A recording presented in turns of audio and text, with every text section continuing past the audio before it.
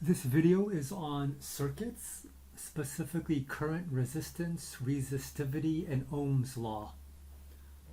Here are the understandings. Question 1. Define electric current I and state its equation in units. Do not confuse current I with impulse J. The electric current I is the rate of charge flow past a given point in an electric circuit. Electric current I is a scalar. So it's delta Q over delta T, which has units of coulombs over second. That's not a fundamental unit. Has units of amperes. Amperes is a fundamental unit. Question 2. What is the relationship in magnitude and direction between electron flow and current in a conductor? Electron flow and current both have the same magnitude or number, but flow in the opposite direction. Question 3. Define resistance. Give the units of resistance omega. So resistance is the ratio of the potential difference across a conductor, like a metal wire or resistor, to the current through it. So resistance is potential difference divided by current. Has units of volts over amperes, or ohms, which is the Greek letter omega. In human terms, resistance tells us how difficult it is to pass current through a metal wire or resistor. Resistance depends on resistivity. So, if we take this equation here, V over I, and we take its fundamental units, we end up getting this.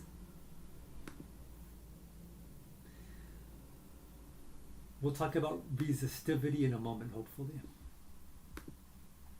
Question 4. What is the resistance of an ideal wire? It's 0 ohms. Question 5. Define resistor. Do resistors increase or decrease the current in a circuit? Why is it necessary to have a resistor in a circuit? A resistor is an electrical component which helps control the flow of current in a circuit. Resistors decrease the current in a circuit. It is necessary to have resistors because otherwise the wires will heat up and may damage the circuit. Question 6. Define resistivity rho. Do not confuse resistivity rho with density rho. Resistivity rho is proportional to resistance and depends on the material. So for example, people will ask you for an element's resistivity. What is the resistivity of gold or silver? And as you can see, resistivity rho has units of ohms times meters. Question 7. What is the resistance of a non-ideal wire directly proportional to? It's directly proportional to the length. So if the length increases, the resistance increases. What is the resistance of a non-ideal wire inversely proportional to? It's inversely proportional to the area. So if the area increases, the cross-sectional area, then the resistance will decrease. Question 9. A piece of wire 40 centimeters long is measured to have a resistance of 72 ohms. What will be the resistance of an otherwise identical wire which has a length of 120 centimeters? So you could see I took a ratio here. Rho 1 was equal to rho 2, A1 was equal to A2. Cancel stuff out, and that's what I get. Question 10. A piece of wire which has a diameter of 0.5 millimeters is measured to have a resistance of 8.4 ohms.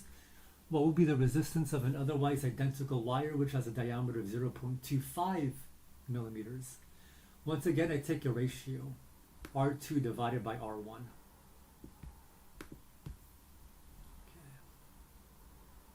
So we end up getting R2 equals 33.6 ohms. Question 11. Define Ohm's law. Draw a current versus voltage graph of a resistor obeying Ohm's law. Ohm's law tells us that the current through a conductor is directly proportional to the potential difference across it. So current is proportional to voltage drop.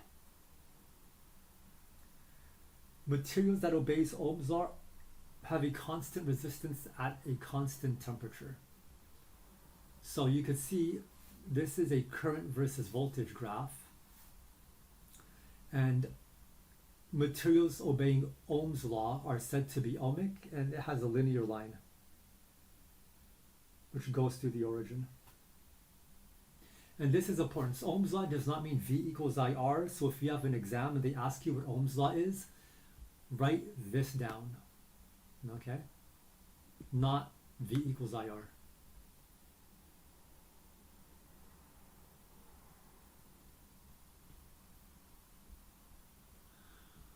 Question 12. What does a thermistor do? Draw a resistance versus temperature graph of a thermistor. A thermistor is a variable resistor.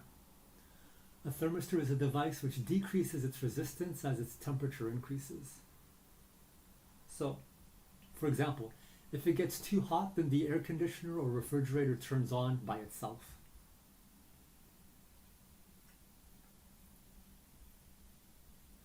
Question 13. What does a light-dependent resistor do? A light-dependent resistor is a variable resistor which depends on the intensity of light.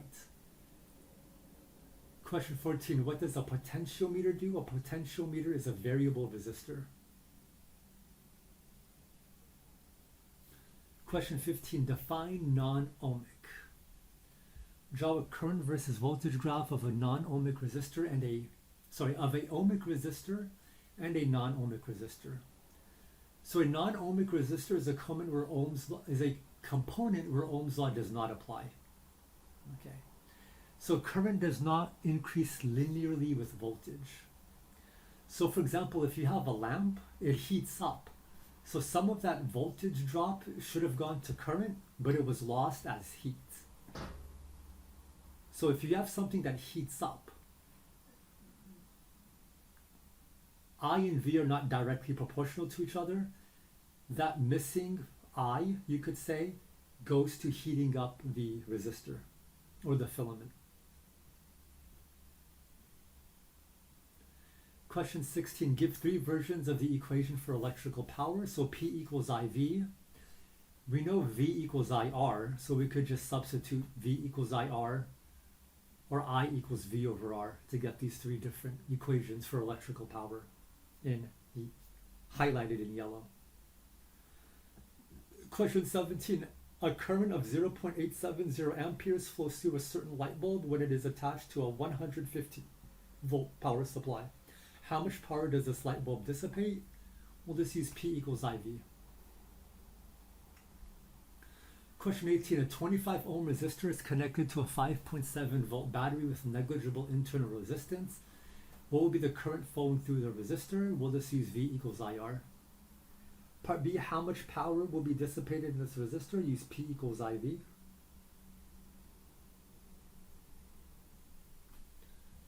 Question 19, a certain light bulb is designed to dissipate 5 watts of power when attached to a 12 volt source.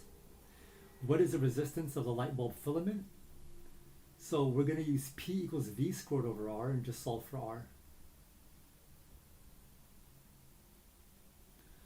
Question 20, a 25 ohm resistor and a 75 ohm resistor are connected in series across a 12 volt source. How much power will be consumed by the 25 ohm resistor?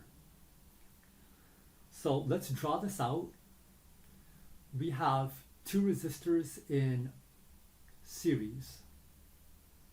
The 25 ohm resistor is going to take a total of 25 divided by 100 of the voltage drop, because the total voltage is 100. Sorry, the total resistance is 100 ohms. So the 25 ohm resistor is going to take 25 over 100 of the voltage drop, which is going to be 3 volts, because it's a total of 12 volts. 25% of 12 volts is 3 volts.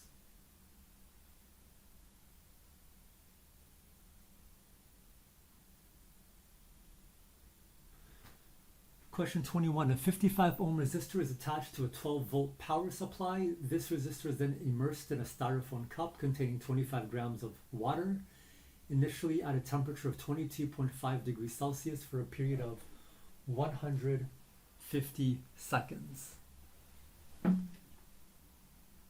So part A, how much power is being delivered to the resistor? P equals V squared over R. Part B, how much energy will be delivered to the water during these 150 seconds?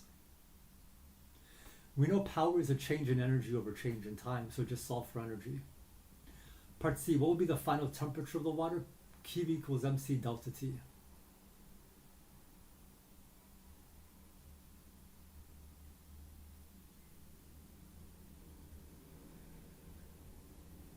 Question 22, define electromotive force. What are its units?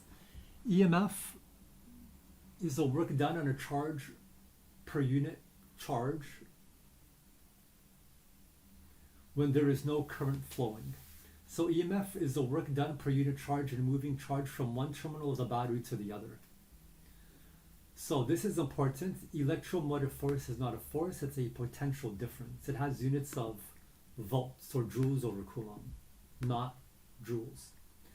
So an ideal battery has no internal resistance. A real battery does have internal resistance. Question 23. What does an ammeter do? Draw its symbol. What is a characteristic of an ideal ammeter? How or where do we insert an ammeter in a circuit? An ammeter measures the current in a wire. This is the symbol, an A with a circle around it. An ideal ammeter has zero resistance. We're going to insert an ammeter in series. So we need to break the circuit and add the ammeter in series. So you can see this battery was connected to a resistor. So we have to cut the wire and then put this ammeter in series. Question 24. What does a voltmeter do? Okay, so a voltmeter measures the voltage drop through an object, like a battery or resistor. Its symbol is a V with a circle around it. An ideal voltmeter has infinite resistance. Now we're going to insert a voltmeter in parallel to the object you're measuring.